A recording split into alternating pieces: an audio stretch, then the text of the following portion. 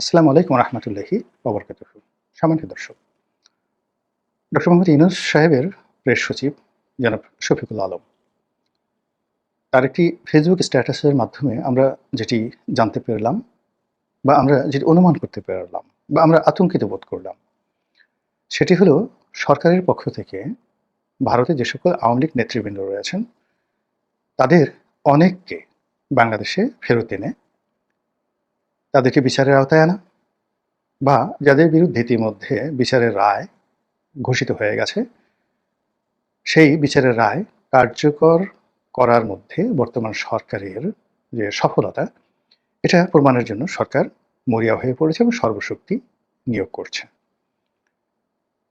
যেভাবে জনাব শফিক সাবেক স্বরাষ্ট্রমন্ত্রী জনাব আসাদুজ্জামান খান কামাল সাহেবকে কেবলমাত্র কামাল কামাল হিসেবে বর্ণনা করে তাকে বাংলাদেশে ফেরত আনা হবে, এটাকে প্রকাশ করতে গিয়ে যেটি বলা হচ্ছে যে কামালকে প্রত্যর্পণের মাধ্যমে শুরু হবে, এরপর ধীরে ধীরে অন্য সবাই। এখানে যদি জনাব কামাল আসাদুজ্জামান খান কামাল তাকে সরকার খরচের খাতায় ফেলে না দিত, তাহলে শফিক সাহেবের মতো একজন ভদ্রলোক তাকে কেবলই মাত্র কামাল বলার মতো তিনি সেই পরকাশটা দেখাতেন না। তিনি হয়তো বলতেন যে আমরা চেষ্টা করছি সাবেক স্বরাষ্ট্রমন্ত্রী জনাব আসাদুজ্জামান খান কামাল তাকে কি করে দেশে আনা যায়।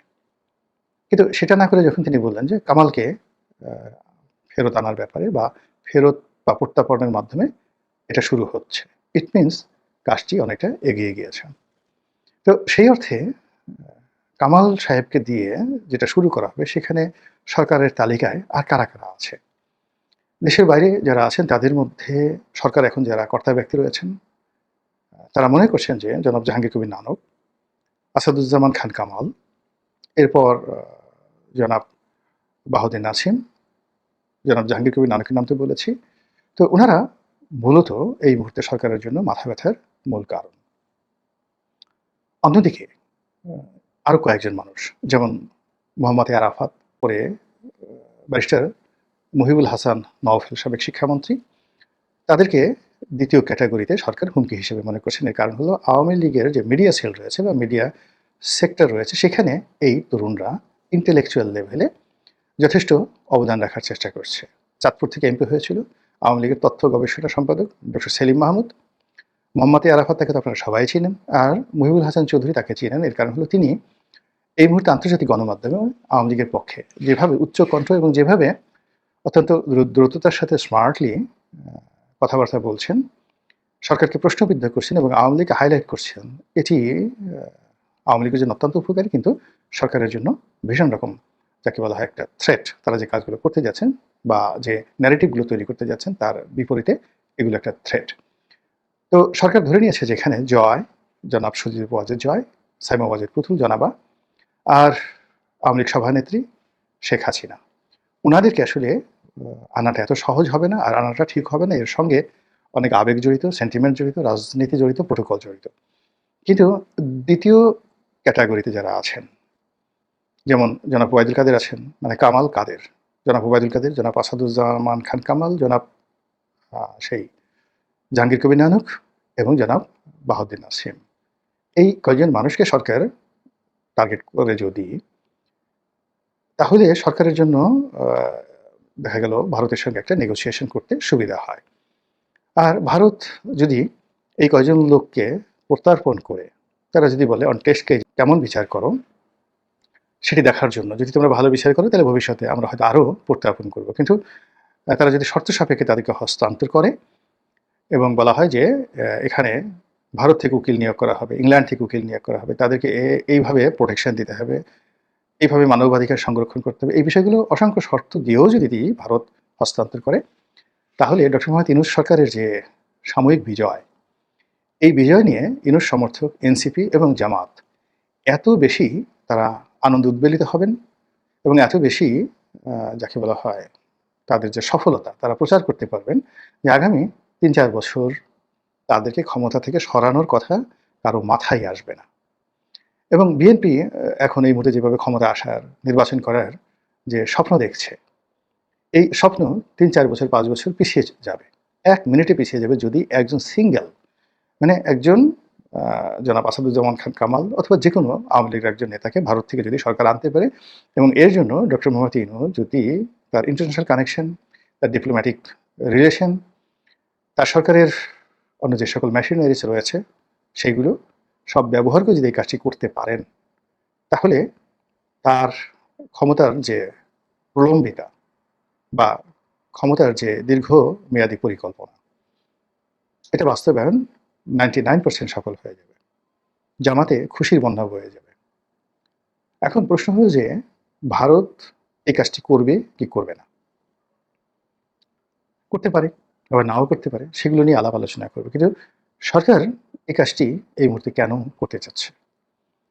মূল বিষয়টা হলো যে এই মুহূর্তে সরকারের কাছে যে বিকল্প বিষয়গুলো আছে,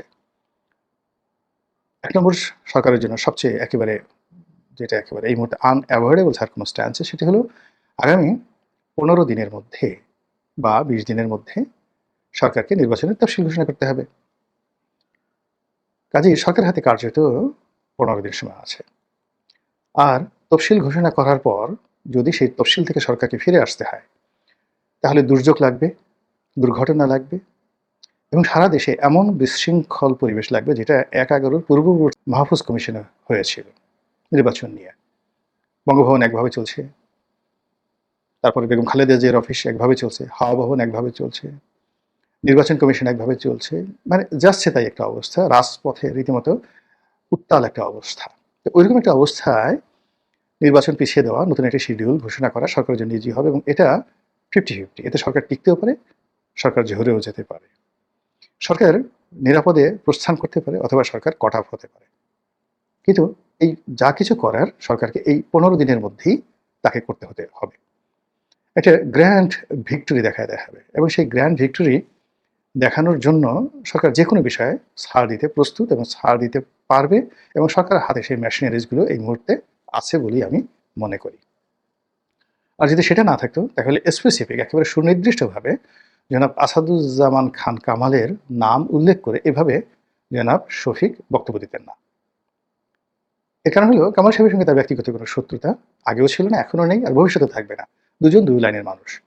আর জনাব আসাদুজ্জামান খান কামাল ব্যক্তিগতভাবে বন্ধুবৎসল মানুষ। তিনি স্বরাষ্ট্রমন্ত্রী ছিলেন, কিন্তু কারোর সঙ্গে খারাপ আচরণ করেছেন, ব্যক্তিগতভাবে কারো ক্ষতি করেছেন, এরকম একটা তার শত্রু যারা আছেন তারাও বলতে পারবেন না। তার অনেক দায় দায়িত্ব নিতে হচ্ছে, কিন্তু সেক্ষেত্রে জনাব শফিক সাহেবের সাথে কামাল সাহেবের কোনো সম্পর্ক খারাপ হওয়ার কোনো রিজন নাই। এবং সাম্প্রতিক সময়ে যে ভিডিওগুলো বা অডিও যে কলগুলো ফাঁস হয়েছে, সেখানে আইনমন্ত্রী আনিসুল হক এবং জনাব কামাল, তাদের দুজনের যে কথোপকথন ফাঁস হয়েছে, সেখানে কামাল সাহেবকে অনেকটা যাকে বলা হয় আন্দোলনকারীদের প্রতি লয়াল, শান্তিপ্রিয়, ধীর স্থির বলে মনে হয়েছে। তিনি খুব দ্রুত তাদেরকে ছেড়ে দিতে চাচ্ছিলেন, এরকম অশান্তি সৃষ্টি করতে চাচ্ছিলেন না। তো সেক্ষেত্রে সরকার বা এনসিপি বা আন্দোলনকারী যারা আছেন তারা এই যে ভিডিও বা অডিও ফুটেজ ফাঁস হওয়ার পর জনাব কামালের প্রতি সঙ্গতের কারণে একটু সফট হবেন। এই এক সপ্তাহ পরে হঠাৎ করে জনাব শফিকের মুখে যখন কামাল সাহেবের নাম এলো, তখন ধরে নিতে হবে যে ডাল মে কুছ কালা হ্যায়। এখানে যেহেতু সাবেক প্রধানমন্ত্রী শেখ হাসিনা ওনার বিরুদ্ধে রায় ঘোষিত হয়েছে এবং তার সঙ্গে জনাব আসাদুজ্জামান খান কামাল তাকেও দায়ী করা হয়েছে। তো সেক্ষেত্রে দুধের স্বাদ ঘোলে মেটানো, অর্থাৎ শেখ হাসিনাকে সরকার কিছু করতে পারছেন না, কিন্তু সরকার যদি যে কোনোভাবে জনাব কামালকে আটকাতে পারেন, এমনকি বাংলাদেশে এনে তাকে আইনের মধ্যে রেখে অ্যাপিলের সুযোগ দিয়ে তাকে যদি রাজসাক্ষী বানানো হয় অথবা তাকে যে কোনোভাবে যাবজ্জীবন কারাদণ্ডের পরিবর্তে, মৃত্যুদণ্ডের পরিবর্তে 5 বছরের জায়গায় 10 বছর দেওয়া হয়, এমনকি কুল্লো খালাস করে দেওয়া হয়, যে তাকে একেবারেও খালাস করে দেওয়া হয়, ওটা নিয়ে বাংলাদেশে কেউ প্রশ্ন করবে না। কিন্তু এই মুহূর্তে সারা বাংলাদেশ ডক্টর মোহাম্মদ ইউনূসকে মাথায় করে নাচবে, জনাব শফিক সাহেবকে মাথায় করে নাচবে, যে তারা ভারতের মতো একটা শক্তিশালী রাষ্ট্রের সঙ্গে কূটনৈতিক দক্ষতা দেখিয়ে এইভাবে বন্দি বিনিময় চুক্তির অধীন জনাব আসাদুজ্জামান খান কামালকে ফেরত আনতে পেরেছেন। এটা গেল প্রথম। আর এর ধারাবাহিকতায় তারা ওই বাকি যাদেরকে চাচ্ছেন, জনাব ওবায়দুল কাদের, তারপরে শেষে জাহাঙ্গীর কবির নানক এবং বাহাউদ্দিন নাসিম, এর কারণ হলো তারা আওয়ামী লীগকে সারা বাংলাদেশে সুসংগঠিত করার চেষ্টা করছেন, বক্তব্য দিচ্ছেন এবং ধরে নেওয়া হয় তাদের সবারই ব্যক্তিগতভাবে অনেক নেতাকর্মী, যেটাকে ক্যাডার বলি আমরা, দেশের মধ্যে আছে, যা কিনা সরকারের জন্য এই মুহূর্তে বিরাট একটা হুমকি। তো কাজেই তাদেরকে যে কোনো মূল্যে বাংলাদেশের যদি আনা যায়, জেলখানায় রাখা যায়, কবজায় রাখা যায়, তাহলে সরকার যে পথ অতিক্রম করতে চাচ্ছে আগামী দিনে, সেই পথটি তাদের জন্য আরো মধুময় হয়ে উঠবে। তো ভারতের সাথে এই বিষয়গুলো নিয়ে তাদের আলোচনা যদি হয়, তাহলে সেক্ষেত্রে ভারত কেন এই কাজটি করবে, আর সরকার এই মুহূর্তে ভারতকে কিভাবে লোভাতুর করবে, বাধ্য করবে, সেই বিষয়গুলো। আপনারা জানেন যে ডেনমার্কের একটি কোম্পানির সঙ্গে মানে চট্টগ্রাম একটি বন্দরের নতুন একটি বন্দর, একটি টার্মিনাল তৈরি হবে, সেই ব্যাপারে 30 বছর মেয়াদী একটা চুক্তি হয়েছে। এখন এই চুক্তিটি যদি উইথহেল্ড করে দেওয়া যায় কোর্টের মাধ্যমে, ইতিমধ্যে কোর্টে মামলা হয়েছে, এটি যদি বাস্তবায়নের পথে বাধা তৈরি করা হয় এবং এখানে এটা নিয়ে যদি ভারতের সাথে বার্গেনিং করা হয়, তাহলে সরকার এখানে সফল হবে। এর কারণ হলো যে এই বন্দরটি যদি ডেনমার্ক তৈরি করে, তাহলে এটা একটা কেপিআই জোন হয়ে উঠবে, অত্যন্ত গুরুত্বপূর্ণ একটি কেপিআই জোন হবে। ডেনমার্ক ন্যাটোর সদস্য, আর সেই বন্দর রক্ষা, মেনটেন থেকে শুরু করে সব কিছু করার জন্য সেই বন্দরে ন্যাটোর সৈন্য, আমেরিকান সৈন্য যে কোনো সময় উইদাউট এনি নোটিশ আসতে পারে। এবং এখানে আমেরিকান সৈন্য, ন্যাটোর সৈন্য আসা মানেই ভারতের 12টা বেজে যাওয়া। ভারত কখনো এই জিনিসটা চাইবে না মিলিটারি পয়েন্ট অফ ভিউ থেকে। 2 নম্বর হলো যে আপনারা জানেন যে ভারতের আদানি গ্রুপ নরেন্দ্র মোদী সাহেবের একেবারে ঘনিষ্ঠ। তারা পৃথিবীতে বন্দর নির্মাণ করার ক্ষেত্রে one of the leading company. AP Moller group যেভাবে বিখ্যাত একটি কোম্পানি টার্মিনাল নিয়োগ করার মানে নির্মাণ করার ক্ষেত্রে, পরিচালনা করার ক্ষেত্রে, তদ্রূপ আদানি গ্রুপও কিন্তু সারা দুনিয়াতে অনেক বড় বড় বন্দর চালাচ্ছে। তারা ইসরায়েলে হাইফা বন্দর তৈরি করেছে এবং সেটা পরিচালনা করছে।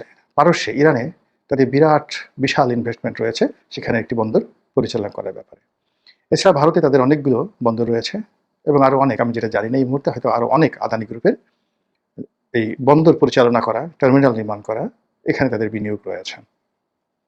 তো সেক্ষেত্রে আদানি বাংলাদেশে যে ইতিমধ্যে বিনিয়োগ করেছে পাওয়ার সেক্টরে, সেক্ষেত্রে এই যে $900 মিলিয়ন, তো $900 মিলিয়ন মানে পৌনে মানে $1 বিলিয়ন চেয়ে কিছু কম, 9,000 বা 10,000 কোটি টাকার মতো।